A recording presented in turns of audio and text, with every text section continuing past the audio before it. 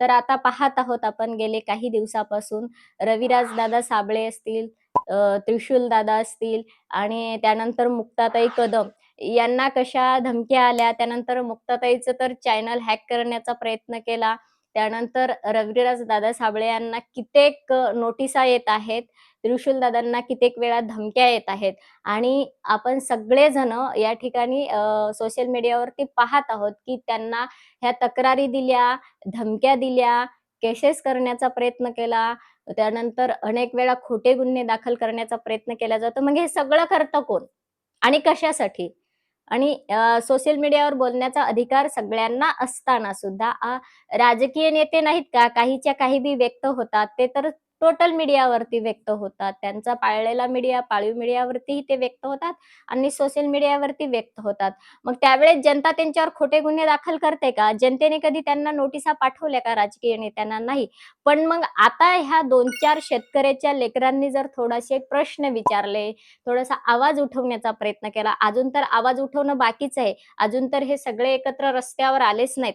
हे जेव्हा रस्त्यावर एकत्र येतील, तेव्हा राजकारण्यांना इथून पळो की सळो होईल आणि भारतात तर त्यांना धरणी माता जागा देणार नाही लपायला. कारण हे सगळे शेतकऱ्यांचे लेकरं आहेत. ग्रामीण भागातून आलेले आहेत.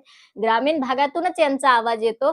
शेताच्या बांधावरून यांचा आवाज येतो आणि तो सगळ्या भारतभर पोहोचलेला आहे. असं कुणी नाही, या महाराष्ट्रामध्ये तर कुणीच नाही, की ह्या 2-4 शेतकरी लेकरांचा आवाज घराघरामध्ये पोहोचलेला नाही. प्रत्येकाच्या घराघरामध्ये पोहोचलेला आहे. प्रत्येकाच्या हृदयापर्यंत पोहोचलेला आहे आणि म्हणून जनतेने त्यांना एवढं डोक्यावरती घेतलेलं आहे आणि हे राजकारण्यांना बरं लागत नाही का? कारण की हे मुंबईच्या सभागृहामध्ये बसून ओरडतात, खुर्चीवर बसून. 1-1 लाखाची खुर्ची बसायला आहे. पण यांचं कुणी ऐकत नाही असं यांना वाटतं का? आणि हे शेताच्या बांधावरून, मातीवरून, चिखलामध्ये बोलत असतात, तरीही लोकं इतकं ऐकतात आतुरतेने. याच्यामुळं पोटसूळ उठलाय का काही राजकारण्यांचा? कारण ते विरोधात तर कुणाच्या बोलत नाहीत. ना कोणते वाईट शब्दही वापरत नाहीत. त्यांचे शब्द तर ऐकण्यासारखे आहेत म्हणून लोकं ऐकतात. लोकं त्यांचंच ऐकतात, ज्यांचे शब्द ऐकण्यासारखे असतात. आणि म्हणून ह्या दोन्ही चारही जरी यूट्यूबर्सचं आपण पाहिलं, तर हे कधीही कुणाच्या विरोधात बोलत नाहीत. पण आमचा बाप रात्रंदिवस घाम गाळतो. आम्ही रात्रंदिवस चिखला-पाण्यात काम करतो. पण जेव्हा आमचं धान्य आम्ही लेकराप्रमाणे पीक जपतो, पण जेव्हा ते मार्केटमध्ये नेण्याची वेळ येते, तेव्हा तुम्ही मातीमोल करता, हा प्रश्न मात्र वारंवार सरकारला विचारला जातो. आणि मग सरकारचे जे भक्त आहेत, सरकारचे जे पाळीव प्राणी आहेत, त्यांना मात्र हे लागत आहे आणि मग त्यांच्याकडून ह्या धमक्या येत आहेत. मग कशासाठी धमक्या? तर आम्ही सरकारचे पाळीव प्राणी आहेत म्हणून. मग आम्ही सरकारच्या वतीने बोललं पाहिजे म्हणून. तुम्ही जरी सरकारचे पाळीव प्राणी असले, तरी तुम्ही सरकार जे तुकडे टाकतं, त्या तुकड्यावर तुम्ही जगत नाही.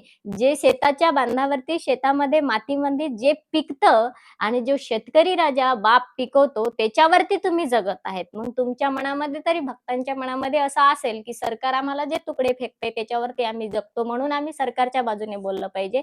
तर हे कदापि चुकीचं आहे. त्या तुकड्यावरती कुणीही जगू शकत नाही. क्लास 1 अधिकारी जरी झाला, तरी सरकार त्याला काय देते? पैशांच्या नोटा देते. मग कधी पाहिलं का? कलेक्टर साहेबांच्या घरी तुम्ही गेले आणि आपल्याला कधी निमंत्रण आलंच कलेक्टर साहेबांच्या घरी नाश्त्याचं, चहा-पाण्याचं. तुम्ही गेले त्यांच्या घरी, तर कलेक्टर साहेबांच्या घरी अशा नोटांचं बंडल उकळलं किंवा तळलं तेलामध्ये आणि तुमच्या समोर एका प्लेटात नाश्त्याला आणले, म्हणले, "खा."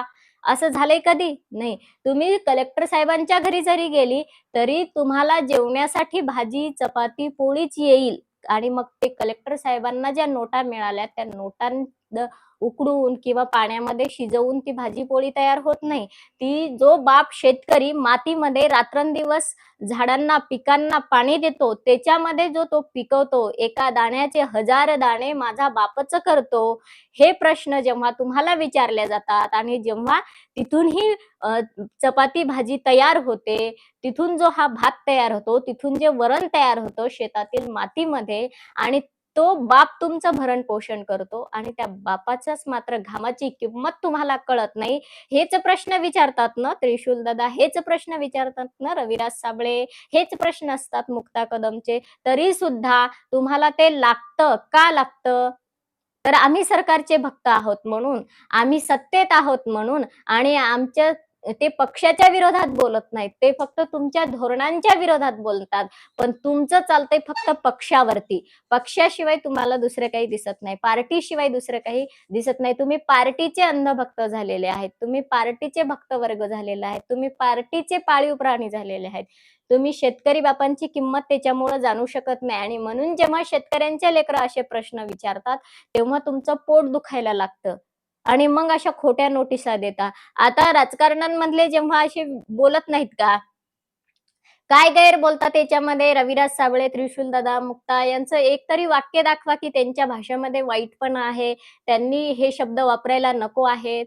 त्यांनी वेगवेगळे शब्द वापरतात. त्यांनी काहीतरी बरळतात. असं कुठेतरी दाखवा त्यांचं. अतिशय शास्त्रशुद्ध भाषा असते, शुद्ध मराठी असते. त्या आवाजामध्ये लयबद्धता असते, व्याकरण दडलेलं असतं. ऐकण्यासारखी त्यांची भाषा असते. आणि म्हणून लोक ऐकतात. पण तुमच्या राजकारण्यांचे भाषणं आणि तुमच्या राजकारण्यांची भाषा तर कधी ऐकू सुद्धा वाटत नाही. असे बोलतात. आता तुमच्या सगळ्या पार्ट्यांमध्ये काँग्रेस असेल, राष्ट्रवादी असेल, ते शिवसेना असेल, उभाटा असेल, त्याच्यानंतर बीजेपी असेल, ह्या सगळ्या राजकारण्यांचे असे 2-4, 2-4 प्राणी जनावरं जर का हालले ना, हे रोज मीडियावरती बरळणारे, तर त्यांचे शब्द अक्षरशः ऐकू सुद्धा वाटत नाहीत. काँग्रेसमध्येच थोडेसे कमी आहेत, ते थोडेसे जरा चांगली भाषा त्यांना वापरावं लागतं. पण एखाद्या आता त्यातही येतच आहेत इकडून-तिकडून गेलेले प्राणी. पण ह्या बाकीचे जे पक्ष आहेत सगळे बीजेपी असेल, उभाटाचा जर विचारच करू नका. त्यांनी तर असे-असे पाळीव ठेवलेत, की ते काहीही बरळतात 1-2 जण. त्यानंतर शिंदे गट असेल, राष्ट्रवादी असेल, काय-काय बोलत असतात हे, काय-काय बोलत असतात पक्ष आणि पार्टीसाठी रात्रंदिवस शेतकऱ्यांना ऐकू सुद्धा वाटत नाही.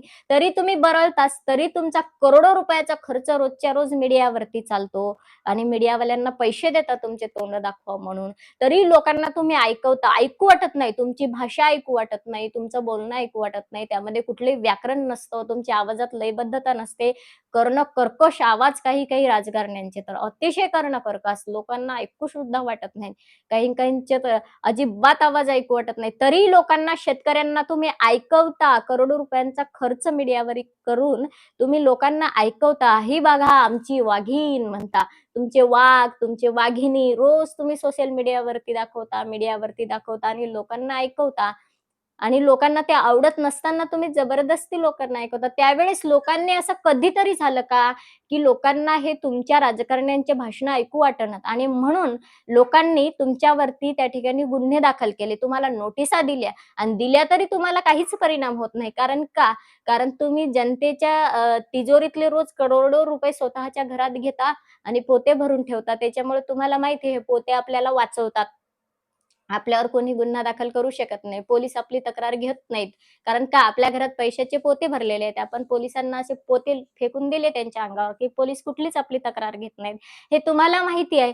पण तुम्हाला हे माहिती आहे, की हे शेतकऱ्यांचे लेकरं आहेत आणि शेतकऱ्यांच्या घरामध्ये ज्वारी आणि गव्हाशिवाय दुसरं काहीच निघत नसल आणि तुम्हाला हे माहिती आहे ना. त्याच्यामुळं तुम्ही काय करता, शेतकऱ्यांच्या लेकरांना अशा नोटिसा देता. शेतकऱ्यांच्या लेकरांचे चॅनल बंद पाडता. सोशल मीडियावरती बंदी आणतो म्हणता आम्ही. म्हणजे तुमच्या किती धमक्या. तुम्ही जर सोशल मीडियावरती बंदी आणली किंवा तुम्ही जर शेतकऱ्यांच्या लेकरांचे चॅनल बंद केलेच, तर मग काय परिणाम होते शेतकऱ्यांकडून बघा. तुम्हाला जरी वाटत असले हे 2-4 युट्यूबर आहेत, यांची संघटना तयार होते आणि मग ही संघटना एकदा रस्त्यावर आली ना, मग तुमचे हे वाघ, ह्या तुमच्या वाघिणी रोज सोशल मीडियावरती बरळणाऱ्या, ह्या एका दिवसात कशा भारतातून पळवल्या जातील मग हे लक्षात ठेवा. मात्र तुम्ही शेतकऱ्यांच्या लेकरांविषयी बोलत असताना आणि शेतकऱ्यांविषयी बोलत असताना तुम्ही नीट तोंड जरा थोडेसे सांभाळत जा किंवा थोडासा फेविकॉल एखाद्या साइडनं लावत जा. म्हणजे थोडंसं व्यवस्थित तुम्हाला बोलता येईल. तुमचा एक मंत्री मागे लोणीकर शेतकऱ्यांविषयी काय बोलला? त्यावेळेस जर सगळे शेतकरी महाराष्ट्रातले उतरलेच असते रस्त्यावरती, तर लोणीकरांना पुन्हा रस्त्यात सुद्धा येऊ दिलं नसतं. मग तरी सुद्धा लोकं अजूनही त्या लोणीकरांची भाषणं ऐकतात. तुम्ही ऐकवता आणि तुम्हाला मात्र शेतकऱ्यांच्या लेकराचं ऐकूसं वाटेना झालं आणि म्हणून तुम्ही त्यांचे चॅनल बंद करतो म्हणता. तुम्ही सोशल मीडियाच बंद करून टाकतो म्हणता. सगळाच मीडिया बंद करून टाका ना. म्हणजे जे रोज तुमचे जे मोठा मीडियाची टीम येते तुमच्याकडे माईक घेऊन ते सगळेच बंद करा. म्हणजे तुमची आपल्याशी तोंड जनतेला आणि शेतकऱ्यांना पाहण्याची गरज तरी पडणार नाही. तुम्ही म्हणता हे आमचे वाघ आहेत, आमच्या वाघिणी आहेत, आमच्या महाप्रबोधन यात्रा आहेत, आमच्या जनादेश यात्रा आहेत. देवेंद्र फडणवीसांनी तर वर्षभर जनादेश यात्रा राबवली. उद्धव ठाकरेंनी वर्षभर महाप्रबोधन यात्रा राबवली आणि यांचे वाघ-वाघिणी सोडून दिले सुसाट जनतेमध्ये जंगलात फिरायला. पिसाळलेले जनावरं सोडले तसे. तसे पिसाळलेल्या जनावरासारखे काही बोलत होते. तसे हे काही यांचे बरळत होते. तरी ते लोकांना चाललं. तेव्हा तुमच्याकडे नोटिशी पाठवल्या असत्या आणि कोंडले असते हे तुमचे पिसाट सुटलेले वाघ तर. किंवा गावातल्या कोंडवाड्यात कोंडले असते तर. मग तुम्हाला काय वाटलं असतं? तुमच्या मनाला वेदना झाल्या असत्या की नाही मग? तशाच वेदना शेतकऱ्यांच्या लेकरांच्या आवाजावर तुम्ही जेव्हा नोटिसा पाठवतात, तशाच वेदना आता शेतकऱ्यांना सुद्धा होत आहेत आणि म्हणून शेतकऱ्यांच्या लेकरांचे चॅनल बंद करताना शेतकऱ्यांच्या घामाची किंमत काय असावी? हा प्रश्न तुम्हाला विचारल्यानंतर तुमच्या पोटामध्ये आणि भक्तांच्या पोटामध्ये एवढा पोटशूळ उठतो आणि भक्तांना एवढं काही वाईट वाटून घेण्याची गरज नाही. कारण भक्तांनी कधीतरी शेतकऱ्यांचे भक्त होऊन बघावं. भक्तांनी कधीतरी या आंधळ्या भक्तांनी कधीतरी काळ्या आईचा भक्त होऊन बघावं. कारण जो इथे काळ्या आईचा भक्त होईल, तोच या जीवनामध्ये जगू शकेल. जो आंधळा भक्त होईल, तो जगू शकणार नाही. तो काळाच्या ओघामध्ये वाहून जाईल. आणि म्हणून भक्त व्हायचं असेल आंधळ्या भक्तांनो, तर भक्त काळ्या आईचं व्हा. काळ्या आईचा टिक्का लावा कपाळी आणि तिची पूजा करा, तिचा भक्त व्हा, म्हणजे तुम्हाला जगता येईल. आणि म्हणून काळ्या आईचा भक्त असणारा शेतकरी बाप यांच्या लेकराचा आवाज बुलंद करायचा असेल, तर सर्वांनी रविराज दादा साबळे, त्रिशूल दादा, मुक्ता या सगळ्यांच्या पाठीशी उभं राहणं आणि त्यांच्या आवाजामध्ये आपला आवाज देणं हे महत्वाचं आहे. तरच आपल्या शेतकरी बापाचा आवाज बुलंद होईल. व्हिडिओ आवडल्यास जास्तीत जास्त शेअर करा, लाईक करा, सबस्क्राईब करायला विसरू नका. जय हिंद, जय भारत, जय जवान, जय किसान.